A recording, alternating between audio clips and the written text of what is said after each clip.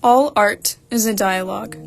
The conversation begins when God, or a work of art, or a story sparks an image in my mind. Inspiration. Response. After the second semester of college, I felt like I was drifting through the summer. There wasn't much to see, and yet so much to process. Mentally, it was like I was in some tall grass on the edge of a cliff overlooking the sea. I visualized it. I drew it.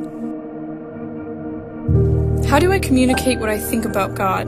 God uses storytelling imagery. What if I use actual imagery? The ocean, powerful, deep, infinite. I want to appreciate things that are beautiful in the world and share them, to interact with the beauty I see, to draw my friends. Sometimes I'm looking back on the past and drawing things that I saw there. Art becomes a dialogue with where I am in my life. I will listen to podcasts that talk about the difference between living in sin and living for God. And while I listen, I am drawing light and dark, shadow, contrast. It's a dialogue between art pieces. It is an expression of honesty. What do I value in the world? What do I think is worth appreciating? The fear is that my audience will not also appreciate it. I think the world is full of small pictures of eternity if we have eyes to see them, and I want to communicate them to you, and I want you in turn to communicate them to the world. Sometimes I cannot even clearly articulate my thoughts, and so art becomes the medium through which I communicate to the world.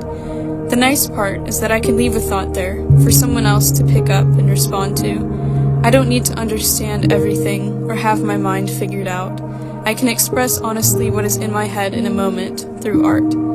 Our God is engaged with our world, and He is not afraid to get His hands messy with involvement. I also want to engage through story.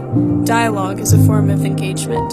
The material world and spiritual world are not separate things. They interact with each other. I want my art to interact with both. We can come to know things about God through His creation, that He is a God of order, not mistakes. He speaks to us in a general revelation. The tradition now is to look at the world in a detached manner, to say it does not reveal God, and being in the world does not mean anything important to God.